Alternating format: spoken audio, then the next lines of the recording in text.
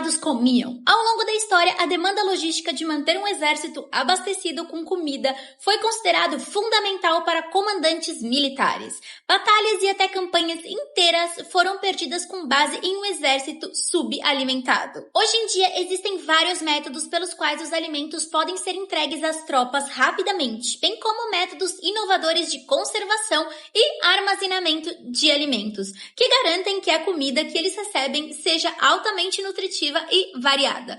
No entanto, isso nem sempre foi o caso. Em alguns casos do advento de estradas adequadas, manter rações alimentares regulares para um exército, especialmente um que estava em movimento, era uma tarefa muito mais desafiadora. Os exércitos antigos ou tinham que carregar seus suprimentos com eles, viver da terra, comprar ou roubar das populações locais, manter linhas de abastecimento muitas vezes longas, ou supondo que eles tiveram a sorte de vir de uma civilização com habilidades navais, eles deveriam permanecer perto do mar para serem abastecidos. Métodos tradicionais de conservação de alimentos como decapagem e salga podiam manter carnes e vegetais comestíveis por longos períodos, mas mesmo assim a comida era muitas vezes monótona, de má qualidade e carente de nutrição. Os registros sobreviventes de como era a vida cotidiana do soldado médio nos primeiros exércitos são limitados, mas algumas informações foram passadas para nós. No início do Antigo Egito, por exemplo, um escritor contemporâneo descreve as rações militares como sendo escassas e desagradáveis,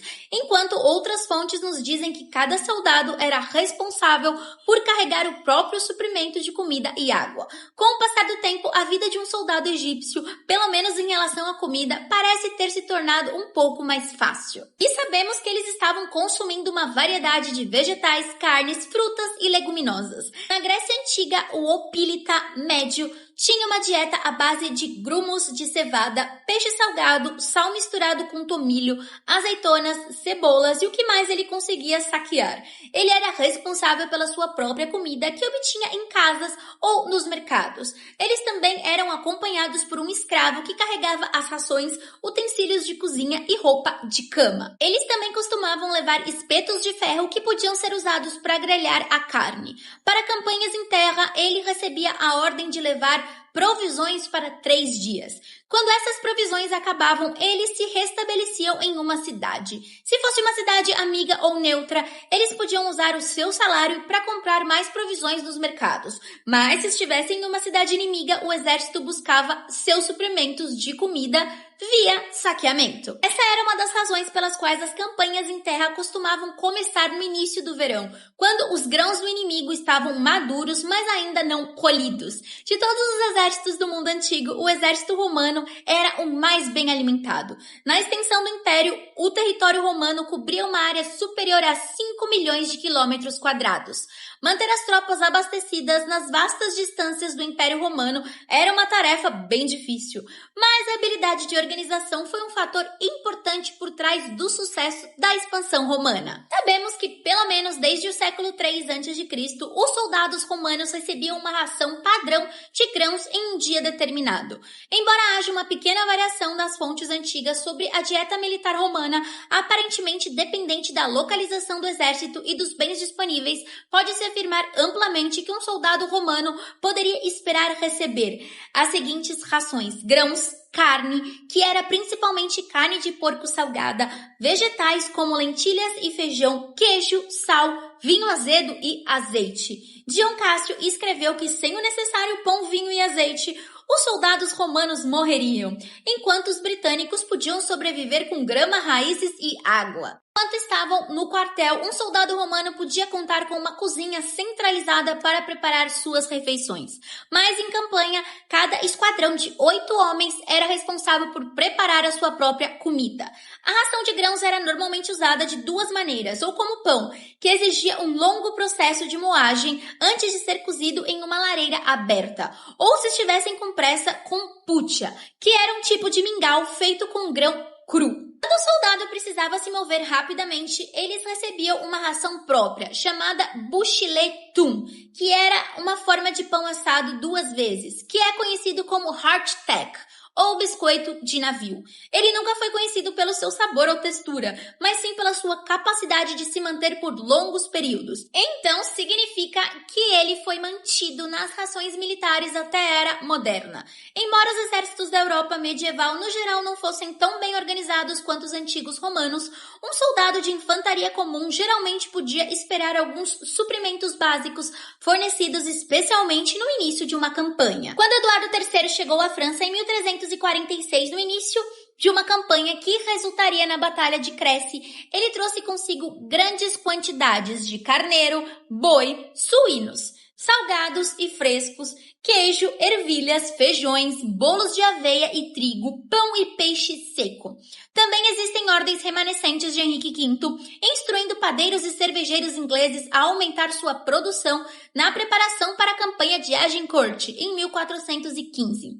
Em uma campanha longa, porém, até mesmo o exército bem preparado não podia esperar carregar todas as provisões que precisavam, e os soldados eram muitas vezes forçados a comprar suprimentos de acampamento ou procurar comida na zona rural circundante para se alimentar. Ao longo da Guerra Peninsular de 1808 a 1814, os homens do exército do Duque de Wellington deviam receber rações diárias que consistiam em 1 quilo de hardtack, 1 quilo de carne, que geralmente era bovina, e 1/3 de litro de destilados, que em geral era rum. Por vezes, essas rações eram complementadas ou substituídas por outros bens, embora nem sempre fossem uma melhoria. O coronel Jonathan Leat descreveu uma marcha de 15 dias onde as únicas rações distribuídas consistiam em carne e uma combinação de farelo, farinha grossa e palha. Nesse caso, a ração padrão ficou muito aquém de suprir as necessidades calóricas de um soldado em campanha, e para piorar, a entrega de suprimentos muitas vezes não era confiável. Para compensar esse déficit, os soldados tinham duas opções: comprar seus próprios suprimentos ou saqueá-los. A primeira delas nem sempre era possível, porque o salário de um soldado raso, mesmo quando estava em dia, era extremamente baixo, especialmente depois das paradas. Quanto ao segundo, Wellington, numa tentativa de manter a disciplina dentro do exército, emitiu ordens declarando que saquear era punível com a morte.